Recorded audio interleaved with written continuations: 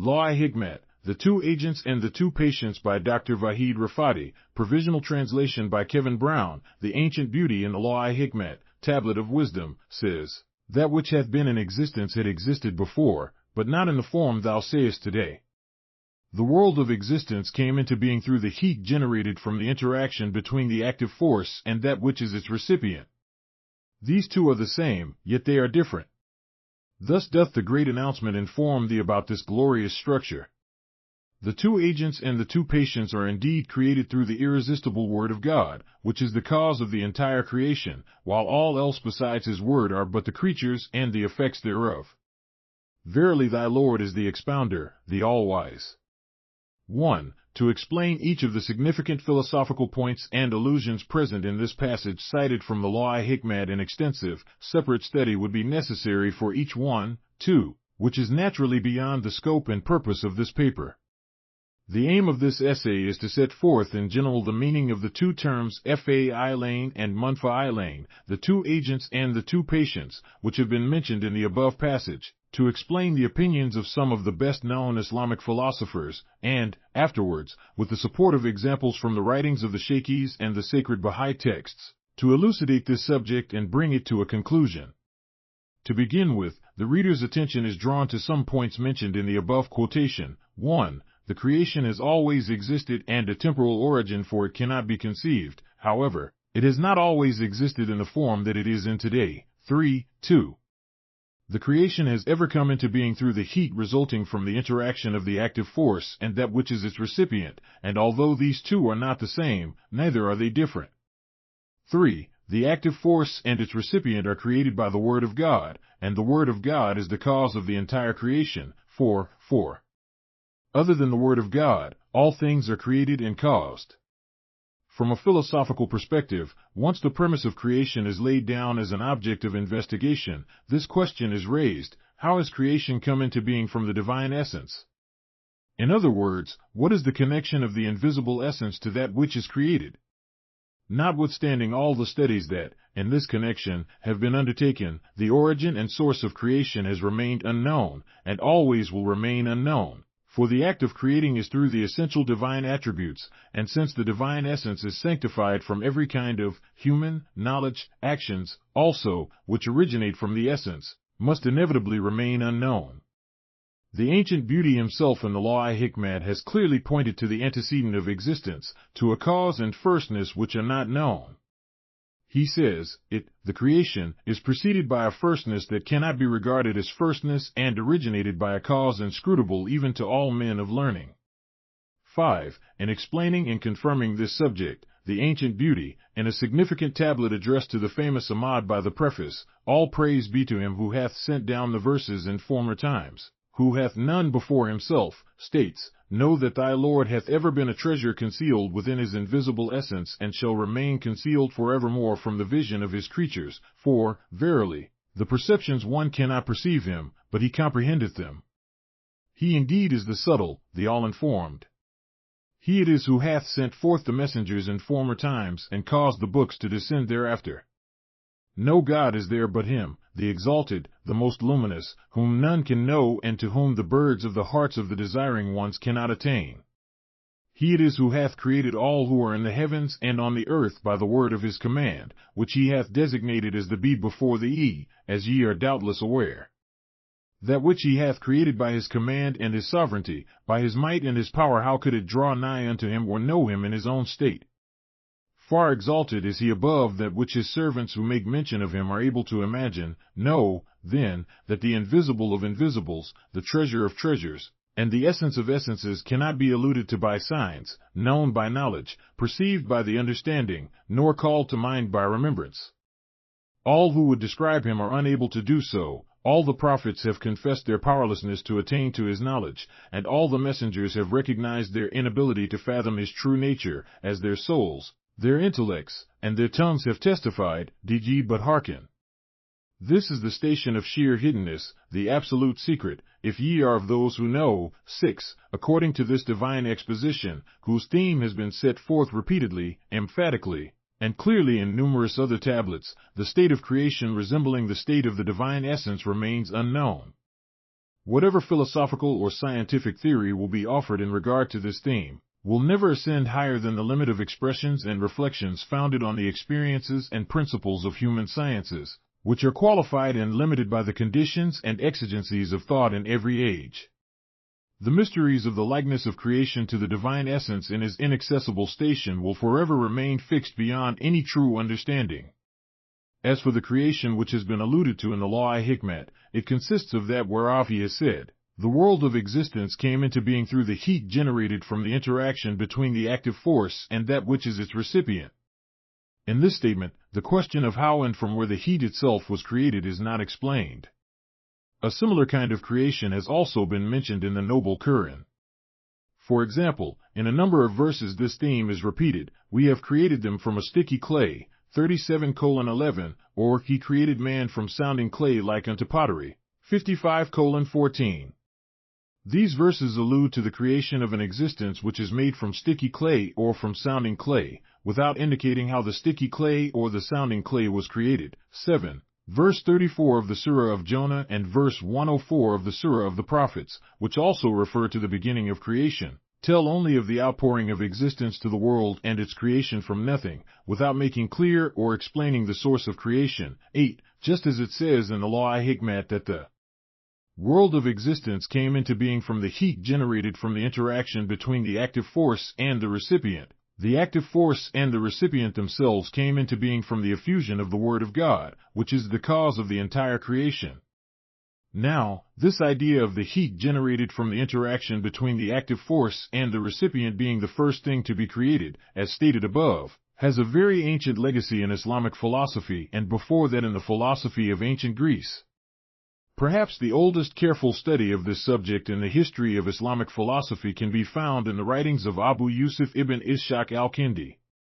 Al-Kindi was born in Kufa around the year 185 AH/796 AD. His family was from the tribe of Kinda in southern Arabia. Al-Kindi, whose father was the governor of Basra, completely mastered the sciences of his time. In Baghdad, he became the object of care and attention of the Abbasid caliphs, i.e. Ma'mun, 218 AH/833 AD, and Mu'tasim, 227 AH/842 AD. But during the Caliphate of Mutawakkil, 232 AH/847 AD, 247 AH/861 AD, and the severe opposition which took place during his rule to the Mu'tazila, he also became the object of persecution. At last, he passed away in Baghdad around the year 252 AH/866 AD. Al-Kindi lived in the time of the Renaissance of the two translation of Greek philosophical works into Arabic. For this reason, he became acquainted with some of the philosophical and metaphysical writings of Aristotle, which were being translated into Arabic at this time, and was influenced by his ideas. Unfortunately, the greater part of the writings which are associated with the name of Al-Kindi are lost. But from his remaining writings it is apparent that Al-Kindi was accomplished in mathematics and had a great interest in astronomy, music, and the natural sciences. He had a special love for philosophy and metaphysics and became a proficient philosopher. In fact, he was known as the philosopher of the Arabs. 9. One of the basic principles of Al-Kindi's philosophical system is his belief that the world was created from nothing, that it has come to be as a result of the action of God and the lamentation of existence. Like the Neoplatonists and the Ismaili philosophers, he held that the first intellect is an emanation from the divine will. From the collection of Al-Kindi's philosophical views, we can conclude that he was one of the first followers of the philosophy of Aristotle in the Islamic world, and peripatetic philosophy had a strong influence on religion after his time. Among Al-Kindi's extant treatises is one which is directly connected to the discussion of the two agents and the two patients. The treatise is summarized under the title concerning the explanation that the nature of the celestial sphere is contrary to the nature of the four elements. In this treatise Al-Kindi considers the simple bodies at motion in the world to be four: water, earth, fire, and air. 10. In his view, the first two bodies, i.e. water and earth, move in the direction of the center, while the other two bodies, i.e. fire and air, move away from the center toward the periphery. Al-Kindi also divides the four qualities, i.e. heat, coldness, moisture, and dryness, 11, into two categories. The first category is the active quality and the second category is the recipient quality. The two active qualities, which are the same as the two agents, are termed heat and coldness, while the two recipient qualities, namely the two patients, are termed moisture and dryness. In the discussion on the relation between the bodies and the four qualities, Al-Kindi proposes that of the two agents, heat and coldness, heat, which is lighter than the other, is the greater active quality and has ascendancy over fire and air. Coldness, which is the lesser active quality, has ascendancy over earth and water. In the same manner, of the two patients, dryness and moisture, he believes that dryness is the greater recipient quality and has ascendancy over fire and earth, while he reckons moisture to be the lesser recipient quality, having ascendancy over air and water. According to this, fire and earth will be two swiftly moving bodies, and air and water will be two slowly moving bodies. The upshot of this discussion is that heat causes lightness, coldness causes heaviness, dryness begets speed in both the light and the heavy, and moisture causes slowness in both the light and the heavy. 12. From the point of view of the type of motion which is in them, the four elements are contraries to one another. The opposition between fire and earth is through the two agents present in these two elements, because heat produces lightness and coldness begets heaviness. Accordingly, fire is hot and dry, and earth is cold and dry. But from the point of view of the two patients, fire and earth are in harmony with each other, because dryness is the cause of speed in both the light and the heavy. In the same way, from the standpoint of the two agents, air and water are contrary to each other, because one causes lightness and the other causes heaviness. But from the standpoint of the two patients, they are in harmony, because moisture produces slowness in both. However, water and fire, from both standpoints, are contrary to each other, because fire is hot and dry, and water is cold and moist. The opposition between water and fire is true in all respects, in lightness, heaviness, speed, and slowness. 3. Similarly, air and earth are contrary to each other from the point of view of both their agents and their patients, because air is hot and moist, and earth is cold and dry. Therefore, these two are opposites in all respects, in lightness, heaviness, speed, and slowness. All of this may be summarized in the diagram below: coldness, minor agent, coldness, minor agent, 1, water, 2, earth moisture, minor patient, dryness, major patient, heat, major agent, heat, major agent, 3, fire, 4, air dryness, major patient, moisture, minor patient, 2 agents, heat, major agent, coldness, minor agent, 2 patients, dryness, major patient, moisture, minor patient. A few passages from Al-Kindi's treatise concerning the explanation that the nature of the celestial sphere is contrary to the nature of the four elements are quoted hereunder so that his original words and terminology may be studied. Since it is impossible to present all of the issues here, interested readers are referred to the aforesaid treatise. We find that the simple bodies which move away from the center and toward the center are 4, water and earth move toward the center and fire and air move away from the center. We find that the active qualities are 2, heat and coldness. That is to say, their essences affect us directly. The recipient qualities are also 2, moisture and dryness. That is to say, their essences do not affect us directly. We see that heat, which is the greater power among the two agents, is predominant over fire and air, while coldness, which is the lesser power among the two active qualities, is predominant over earth and water. It is clear that among the simple bodies the movement of a hot body is, by nature, away from the center, and the movement of a cold body is, by nature, toward the center. It is evident that dryness, which is the greater power among the two patients, is predominant over bodies in rapid movement, in other words, fire and earth, and that moisture, which is the lesser recipient power, is predominant over bodies in slow movement, in other words, air and water. And it is clear that heat is the cause of lightness, and coldness is the cause of heaviness. Dryness is the cause of speed in both the light and the heavy, moving each toward the specific place that is natural to it, and moisture is the cause of slowness in regard to the same thing. 13. Avicenna, in the section on physics in his Shifa, has also undertaken to explain the properties and relationships existing between heat, coldness, moisture, and dryness. The primary perceptible qualities are these four. Two of them are active, in other words, heat and coldness, due to their being agents of that which they join together by action, for it is said that heat separates contrary things, while it joins together homogeneous things, as is true in the case of fire. Coldness joins together homogeneous things as well as contrary things, as is true in the case of water. Two of them are recipient, in other words, moisture and dryness, due to their being patients of what they join together by passivity alone. It is said that moisture is the quality by which a body is easily confined and formed into a particular shape and just as easily departs from it. Dryness is the quality by which a body is confined and molded into a different shape with difficulty, and, for the same reason, departs from it with difficulty. Therefore, moist bodies join together easily on contact, while it is difficult or impossible to separate them from their bond, which is preserved until they become separated, even from union, very easily. Dry bodies are the opposite of this. Therefore, the first two are termed active, while the second two are termed recipient or passive, even though the hot and the cold both act on each other and receive influence from each other. In like manner, the moist and the dry both act on each other and receive influence from each other. However, if the hot and the cold are brought into contact with the moist and the dry, we see that the latter have no influence on the former, while the hot and the cold do have an influence over the moist and the dry, as we observe to be the case with dissolution and coagulation, and other such phenomena.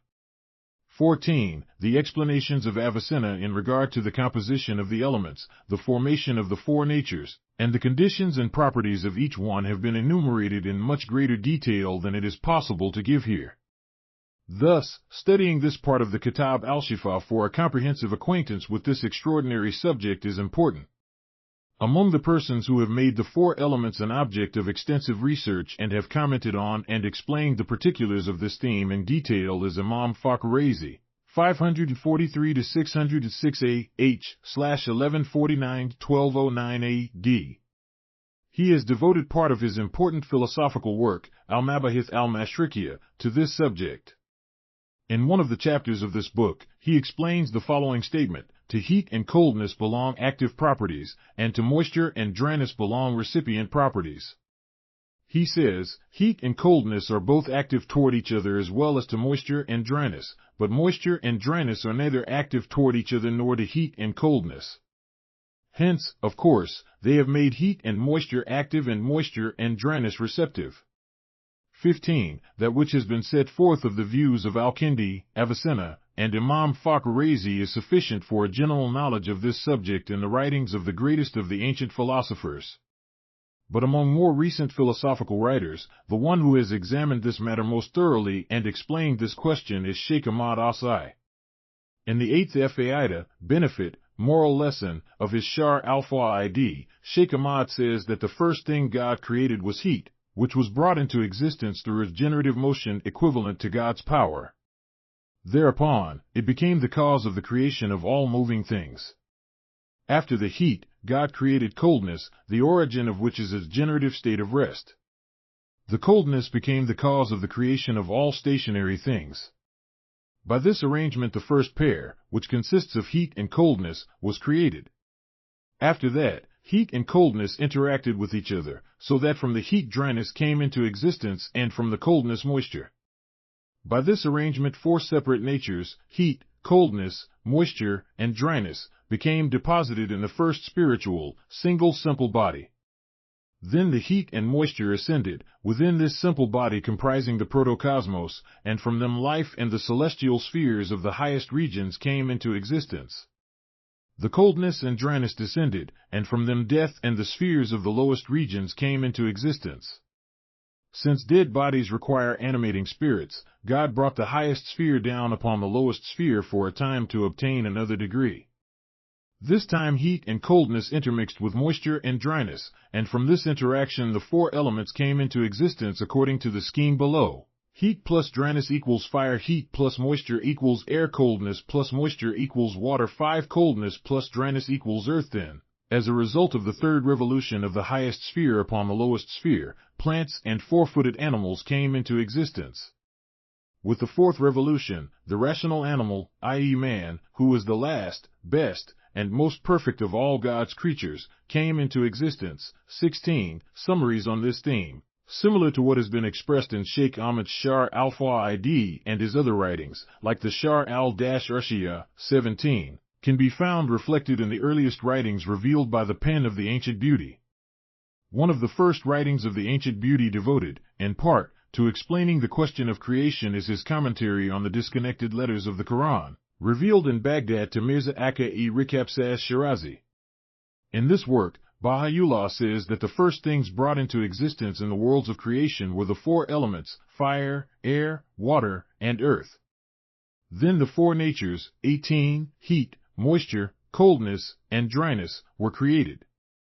Therefore, as a result of the interaction of the elements, two natures appeared from each one, from fire, heat and dryness, from air, heat and moisture, from water, coldness and moisture, and from earth, coldness and dryness. Then God created whatever exists in the worlds of creation, whether of the higher or the lower worlds. Those creations having a balanced nature, like the sun and the moon, continued to exist for a long time, while those creations not having a balanced nature quickly vanished. The same statement in Baha'u'llah's own words is as follows: know that the first tokens brought into existence by the pre-existent cause in the worlds of creation are the four elements, fire, air, water, and earth. The elements of which we speak are the same as those with which you are already familiar. Then the natures of these four appeared, heat, moisture, coldness, and dryness, those same qualities that you both reckon and know. When these elements interacted and joined with one another, two pillars became evident for each one, for fire, heat, and dryness, and likewise for the remaining three in accordance with these rules, as you are aware. By them God created all that there is in the worlds of creation, whether of the higher or lower realms. In whatsoever thing these natures came into equilibrium, that thing endured the passage of time, as you behold with the sun and the moon, and in whatsoever thing these natures came not into balance, that thing passed quickly into extinction, even as you observe to be the case with the creatures of the lower worlds.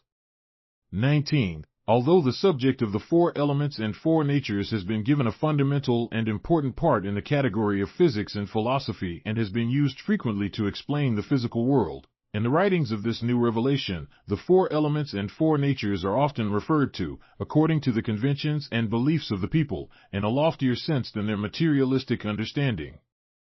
The formal meanings and understandings of the people were viewed in a new light and were used to explain and clarify spiritual realities. In other words, these technical terms were applied to new, mystical concepts and ideas, and certain spiritual truths became understood from them, which increased their spiritual depth and the vastness of their meaning 100-fold. This adoption of the four elements and the properties of each of them was used both to explain outer phenomena and, with the same terms and allusion to the same properties, to explain and clarify inner, heavenly, spiritual realities, for it is the Word of God which, in every world of existence, is in action or being acted upon. It manifests from itself the properties which have been taken into consideration in ancient philosophy for the four elements and four natures, and therefore they gradually accept a domain vaster than the notions which had been given to them.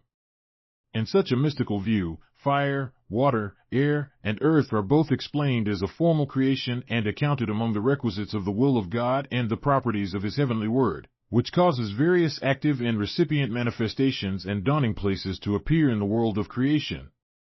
This mixing together and the use of one element or one property to know both the spiritual and material worlds has to an extent brought them close together, and they have become mixed with one another, so that it is as if the separate domains between this mortal world and the kingdom, between the outer and the inner, the visible and the hidden, have been completely obliterated, and unity of existence, in other words, the unity of the primal will or unity of the Word of God, outside of which there is no other thing created, is completely realized. 20. According to this, whatever exists and has existence attached to it is a manifestation, tajalli, of the Word of God, which proceeds out of the mouth of the manifestation of the divine will, and in every degree and stage of creation, in proportion to the opportunity and place, it causes the accident of the biological form to appear.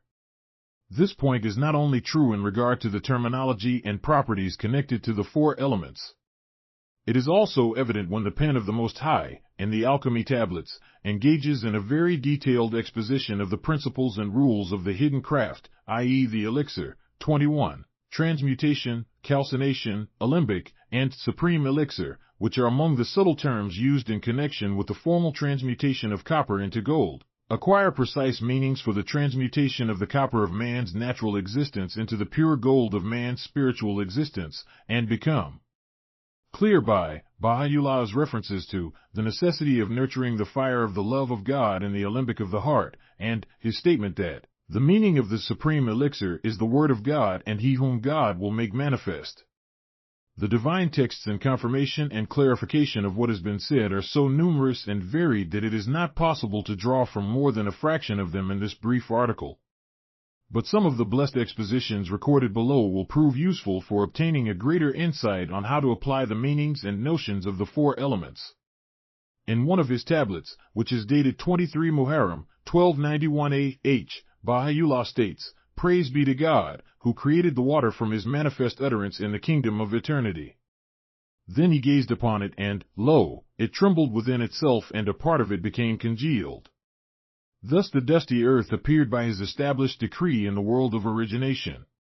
When these two elements became separated and distinguished from each other, the tongue of grandeur pronounced another word, and this water generated by the will of the most manifest in the world of contingency moved, and that same realm of contingency, upon the earth generated by the purpose of the All-Merciful. By the interaction of these two a subtle, spiritual, luminous heat ascended by virtue of its potency to the uppermost degree in order to attain the station of which its all-glorious Lord speaketh. When it reached the utmost level, it stopped at that loftiest station, which indicates the formation of the highest sphere. Then the water became partially mixed with the earth, and from them ascended another heat, which, on account of its weakness, did not attain to the level of the first. It stopped at another station, which indicates the second sphere. In like manner, a heat ascended from these two one time after another until all the stations, which mean the spheres, became completed. Then the tongue of grandeur pronounced another word which caused the stations and spheres to revolve. From the force of the rotation of the spheres, a light shone forth and encompassed the face of heaven. Then brilliant stars and shining orbs appeared. When the majesty of his name, the self-subsisting, encompassed them from all directions, each one of the two became spherical, as is seen in the case of the sun and the moon. Exalted be the wise and almighty Creator, who made his exalted word to be the origin of the creation of the higher and lower worlds, the four elements, and the exalted, originated natures. I testify that, verily, he is mighty to do whatsoever he desireth. No God is there but he, the powerful, the mighty." 22. In another tablet he says, "The substance, Jawhar, is a single word which hath shone forth from the mouth of the will, and by it the heat appeared which God made to be the cause of motion in the universe. By it all things came forth." 24. 7. But the passage in the Law-i-Hikmat that is most significant is this: the world of existence came into being through the heat generated from the interaction of the active force and the recipient of that force, which is the same as it, yet different from it. According to the explanation of Baha'u'llah in answer to the well-known Muhammad, who had asked about the antecedent of which in this sentence, the word which refers to the recipient, munfa'il. Therefore, from this sentence it can be understood that munfa'il in one stage is the same as fa'il, and in another stage it is different. 29. The possibility of the sameness and difference of these two exists when we consider, for example, the action and receptivity of the four elements by the relation of each element to the center. So we may say that each of the four elements in proportion to its heaviness or lightness will be active or receptive. In other words, the four elements have been arranged from heavy to light in this order: earth, water, air, and fire, where earth is the heaviest and fire is the lightest of the elements. Thus, with respect to the quality of activity, fire is the most active of the elements and earth the most passive. In the same manner, fire from the point of view of passivity is the weakest of the elements and earth the most perfectly passive, but in none will the active power not be possessed. Air, which is higher than water, is more active than water, while water, which is lower than air, is more passive than air. The relation of the activity and passivity of the elements may be illustrated as follows. Fire active, air, water, earth passive. It can be seen from this that in fire and air activity is predominant, and in water and earth passivity is predominant. Fire and air are also passive, but the passivity of these two is dominated by their action. Likewise, in water and earth, despite the presence of activity, their passivity is predominant. A point that should not be overlooked in discussing the elements and their properties is the division of the months of the Baha'i calendar as given in the Bayan into 4 different groups. Each of these groups is distinguished and designated by the name of one of the 4 elements. In the 3rd Bab of the 15th Vahid of the Persian Bayan, the Bab associates the first 3 months of the calendar with fire, the next 4 months with air, the following 6 months with water, and the remaining 6 months with earth.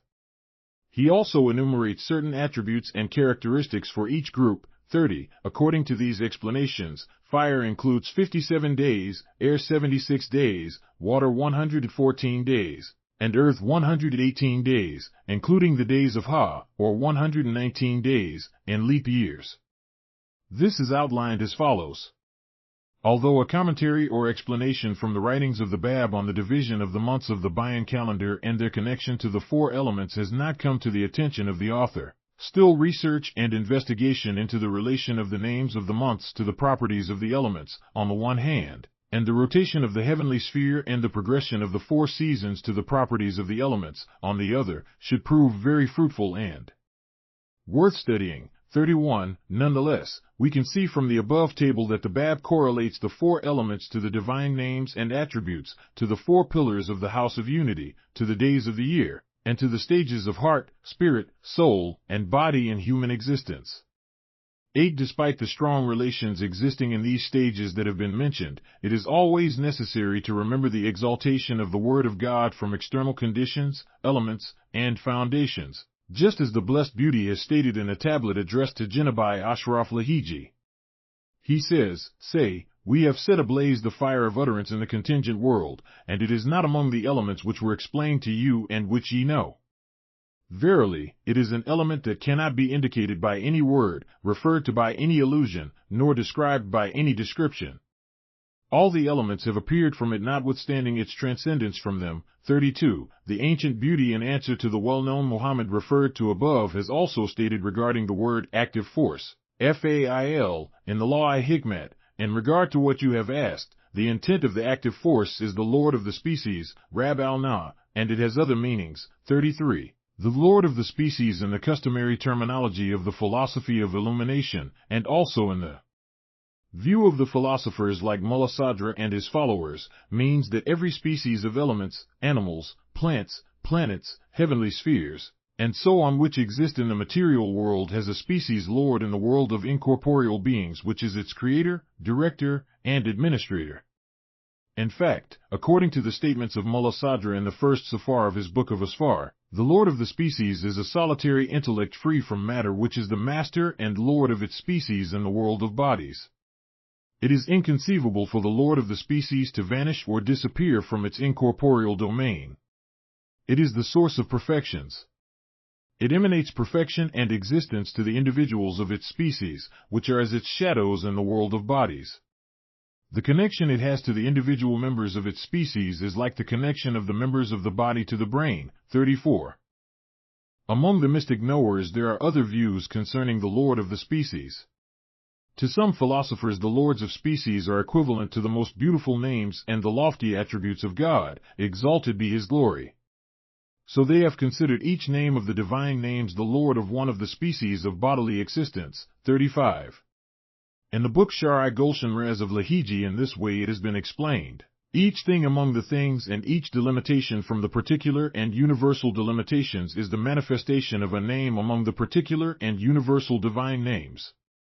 And the divine names with respect to the contrary and complementary attributes, like mercy and wrath, pleasure and displeasure, are confined to beatitude and splenditude. Every creature other than man delights in only some of the names, like the angels, who are the manifestations of the praised one, the holy, but man, who consists of comprehensive configurations, is the locus and manifestation of all the names. 36. It is very significant that Abdul el-Baha in a section of his Tafsir-i-Kunta Kans, without reference to the name of Sheikh Muhammad Lahiji but with reference to some of the mystic knowers, has related part of the passage quoted above. He says, "The True One, praised be He, has manifested every created thing through one of His names." Thus some of the mystic knowers have said that the angels are the manifestations of the Praiseworthy One and the Holy One, while devils are the manifestations of he who leads astray and he who is proud. Similarly, everything else is under the revelation of one of the names of God. And if this heavenly subtlety and eternal spiritual element were to become separated for a single moment from a thing, it would certainly become absolute non-existence and sheer nothingness. But humanity is the dawning place of light, which is to say He is the beginning of the day of unity and guidance, and the end of the night of plurality and error. He is the mirror impressed with all the contrary and conflicting names and the source of the manifestation of all the divine and heavenly attributes. 37. 9-10 is observed in the statement of the ancient beauty quoted earlier. He considers the meaning of the agent, Fail, to be the Lord of the species. Then he adds that it has other meanings. In other words, the term Fail has other meanings besides Lord of the species. Exploration of the philosophical text shows that other meanings of Fail include the cause of existence, the giver of existence, and, in physics, the cause of motion. 38. Two statements revealed in the Law-i-Hikmat, that which hath been in existence had existed before, but not in the form thou sayest today, and the world of existence came into being through the heat generated, have been explained by Abdul-Baha in a letter to Aka-e Sheikh Ali Akbar Kuchani. He says, that which hath been in existence had existed before, but not in the form thou sayest today. From this blessed verse it is clear and evident that the universe is evolving. In the opinion of the philosophers and the wise, this fact of the development and evolution of the world of existence is also established. That is to say, it is progressively transferred from one state to another. But some of the philosophers of Europe think that evolution takes place from the genus to the species. For example, that the animal evolved until it became a human being. But the prophets teach that this theory is in error, as we have explained already in the book Some Answered Questions. Nay, rather progress and development take place within the species itself. For instance, the seed of man gradually develops, passing through the stages of embryo, fetus, infant, childhood, and adolescence until mental maturity is attained. All the while it has progressed within the same species. It has grown and developed from the stage of the seed, which is a worm-like existence, until it evolved to the stage of the best of creations. The world of existence came into being through the heat generated from the interaction between the active force and that which is its recipient. These two are the same, yet they are different. That is to say, the substance and primary matter of contingent beings is the ethereal power, which is invisible and only known through its effects, such as electricity, heat, and light. These are vibrations of that power, and this is established and proven in natural philosophy and is known as ethereal matter. This ethereal matter is itself both the active force and the recipient. In other words, it is the sign of the primal will in the phenomenal world. God created man by the will, and He created the will by means of itself. 39. The ethereal matter is, therefore, the cause, since light, heat, and electricity appear from it. It is also the effect, for as vibrations take place in it, they become visible. For instance, light is a vibration occurring in that ethereal matter. From these vibrations the power of sight is affected, and the result is visibility. Likewise, vibrations take place in the air and from them the eardrum is affected. That effect is sound, and the result is hearing. 40. It is not possible to end this essay without acknowledging its failure to adequately examine these themes, or confessing that it is impossible to encompass divine wisdom through definitions and scholarly interpretations. The truths included in divine revelation are much more profound, vast, and complex than the human intellect can fathom. 41. Footnotes, not translated yet.